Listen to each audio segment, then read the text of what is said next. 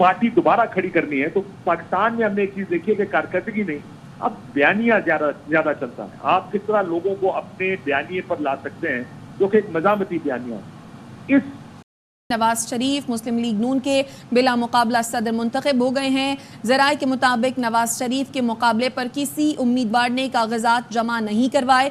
नून league के ओहदा सदारत के लिए नवाज शरीफ के कागजात नामजदगी मंजूर कर लिए गए हैं। Senior anchor person Kashif Abbasi हमारे साथ मौजूद हैं। काशिफ, नवाज शरीफ 6 साल के बाद बिला मुकाबला नून लीग के सदर मुंतखब हो गए हैं, कैसे देख रहे हैं आप? और अब आपको क्या लगता है, नून लीग की पॉलिसी तब्दील होगी इसके बाद? नहीं, पॉलिसी तब्दील होती तो नजर नहीं आती। मुझे लगता है कि मियां साहब सदर तो बन गए लेकिन उनके पास मनूवर करने की स्पेस ज्यादा नहीं है, क्योंकि अपनी हुकूमत है, अपनी बेटी की हुकूमत पंजाब में है।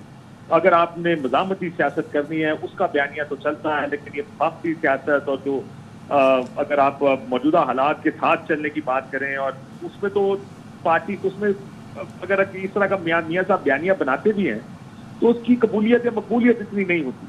सो अब क्या करेंगे, मुझे तो उनके पास तो ज्यादा स्पेस नजर नहीं आती। देखिए, अगर और दूसरा अगर आप पिछली तकरीर मियां साहब की सुने, उनकी आगाज 2017 में जाके रुक जाती है। 2017 और फिर 2018 के इलेक्शन जो पिछले 2-2.5 साल में पाकिस्तान में हुआ, उस पर मियां साहब ना बात करते हैं और ना, बल्कि अगर खामोशी उनकी रजामंदी ही है तो वो रजामंदी का इजहार करते हैं कि जो कुछ हुआ तो उसके बेनिफिशियरी वो खुद हैं।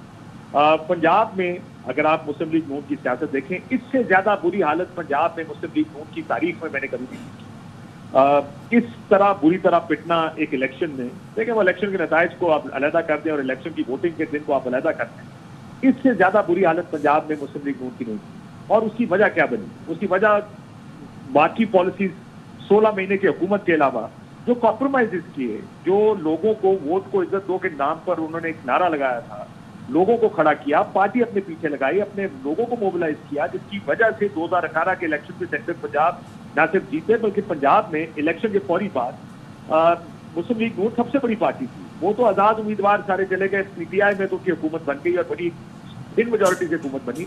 मतलब मुस्लिम लीग नून ने बड़ा अच्छा किया 2018 के इलेक्शन में, जब मियां साहब और मदीन नवाज दोनों जेल में थे।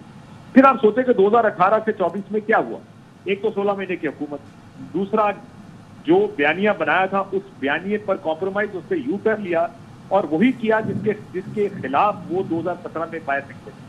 अब अगर पार्टी दोबारा खड़ी करनी है तो पाकिस्तान में हमने एक चीज देखी है कि कारकर्दगी नहीं, अब बयानिया ज्यादा चलता है। आप किस तरह लोगों को अपने बयानिए पर ला सकते हैं जो कि एक मजामती बयानिया है। इस हालत में जब उनके साथ वजीर आजम सामने वजीर आला पंजाब बैठी, किससे मजामत करनी? उनसे जो लेकर आए हैं, उनसे जो सारा कुछ मैनेज करके देते हैं। मेरा नहीं ख्याल मियां साहब के पास कुछ ज्यादा मनूरी स्पेस है, इसलिए फिलहाल सदर बनेंगे। आपको कभी इक्का दुक्का पार्टी मीटिंग नजर आए, रीज ऑर्गेनाइज कर रहे हैं, लेकिन रीऑर्गेनाइज करने का क्या मुस्लिम नून को फायदा है? हाँ, तो खावर गुमन काशिफ अब्बासी साहब आप हमारे साथ ही रहिए। खावर गुमन साहब भी हमारे साथ मौजूद हैं। खावर गुमन साहब, 6 साल बाद नवाज शरीफ को नून लीग की सदारत फिर मिल गई है। जैसे कि काशिफ अब्बासी साहब कह रहे हैं कि नवाज शरीफ साहब के पास अब ज्यादा स्पेस नहीं होगी, आपके ख्याल में अब कौन सा बयानिया लेकर चलेंगे नवाज शरीफ, बतौर सदर मज़ाहमत का या मफाहमत का? देखें, ये सबसे अहम सवाल है जो कि हर तरफ से पूछा जा रहा है। अदरवाइज ये फॉर्मेलिटी है। हम सबको पता है कि पाकिस्तान मुस्लिम लीग नून नवाज शरीफ है और नवाज शरीफ पाकिस्तान मुस्लिम लीग नून है।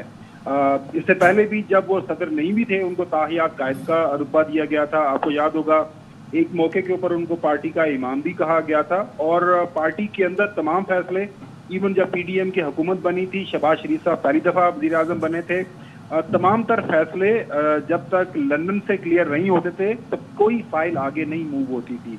और अभी भी हमें ये बताया जाता है, ऑन द रिकॉर्ड ये बात बताते हैं पाकिस्तान मुस्लिम लीग नून के तमाम लीडरान के सारे फैसले जो है वो मोहतरम नवाज शरीफ साहब ही करते हैं। लिहाजा तो ये एक ऑप्टिक्स है, फॉर्मेलिटी है। वापस उनको सदारत दी गई है, शायद वो अपने वोटर सपोर्टर्स को मुतहरक करना चाह रहे हैं। देखें कि जी अब सदारत वापस आ गई है तो पार्टी का जो वोटर सपोर्टर है वापस पार्टी के साथ जुड़ जाए। सवाल आपका कि बयानिया क्या होगा? आपके छोटे भाई इस वक्त वजीर आजम है, आपकी बेटी जो है वो चीफ मिनिस्टर है पाकिस्तान के सबसे बड़े सूबे की, और पाकिस्तान के अंदर ये कहा जाता है कि जो सबसे अहम ओहदा सियासी तौर पर वो जो ताकतवर है वो पंजाब का चीफ मिनिस्टर का होता है। उसकी वजह जाहिर है जो सूबे का साइज है, जो बजट है और तमाम सारे जो मामला सियासी सतह के ऊपर या इंतजामी सतह के ऊपर देखे जाते हैं। लिहाजा अब जो है बिल्कुल सही बात की काशिफ अब्बासी साहब ने कि क्या कहेंगे मोहतरम नवाज शरीफ साहब। वो यही कहेंगे जी मुझे 93 में निकाला गया, उसके बाद मुझे 99 में निकाला गया, उसके बाद फिर मुझे 2014 में फिर मेरे खिलाफ साजिश हुई। हकायक हैं, हकायक जाहिर है इसके इसी दौरान जो है मुख्तलिफ दूसरे वाक़यात भी हुए। इसी दौरान जो है हमें असर खान केस जो है उसका फैसला सुप्रीम कोर्ट का हमारे सामने मौजूद है। इसी दौरान मेमो गेट हमारे सामने मौजूद है। यूसुफ रजा गिलानी साहब को जब अदालत से निकलवाया गया था तो उस जो पिटिशन के अंदर काला कोट पहन के चले गए थे नवाज शरीफ साहब, वो भी वहाँ पे हैं।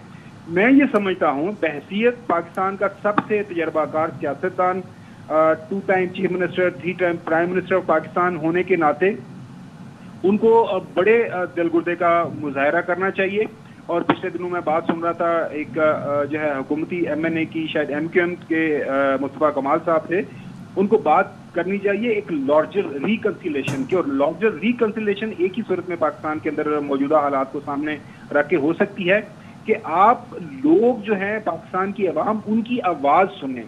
लाहौर के अंदर लोगों ने जो आपको आवाज सुनाई उसको सुने। GT रोड के मुख्तलिफ हलकों के अंदर लोगों ने जो आपको 8 फरवरी के इंतखाबात के दौरान आवाज सुनाई वो सुने। पाकिस्तान के मुख्तलिफ जो कॉन्स्टिट्यूंसीज हैं वहां से जो आपको आवाज सुनी वो सुने।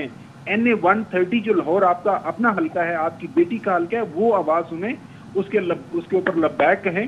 सियासी हकीकत जो है बाकी सियासी जमातों की उनको माने, उनको एक्सेप्ट करें और थोड़ी सी इंट्रोस्पेक्शन करें कि क्या वजह है।